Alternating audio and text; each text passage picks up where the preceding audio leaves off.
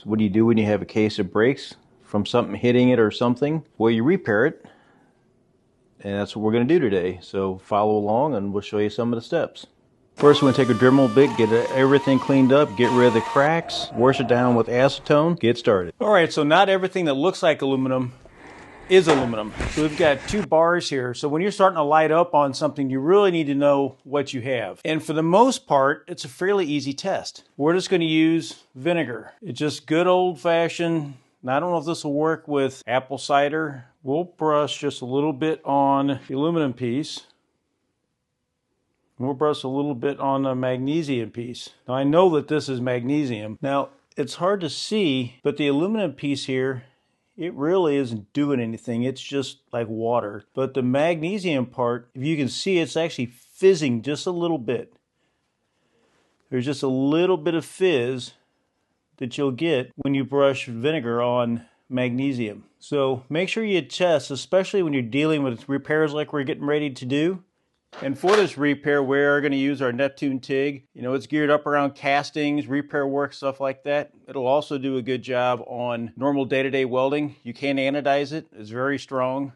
I'll leave a link for descriptions. We are a Rockmount affiliate, so check them out.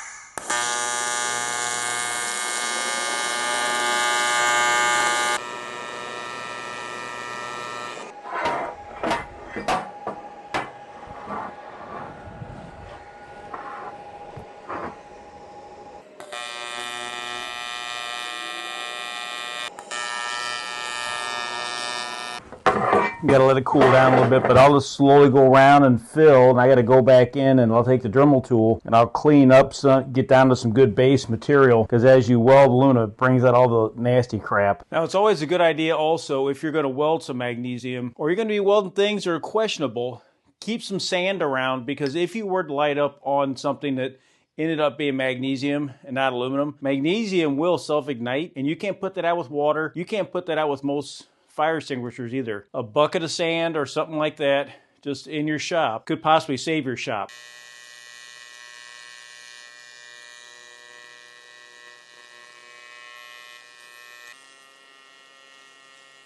All right, we got it all built up, and then got to work it down and see if we have any pits or porosity that anything opens up. So let's see what we can find.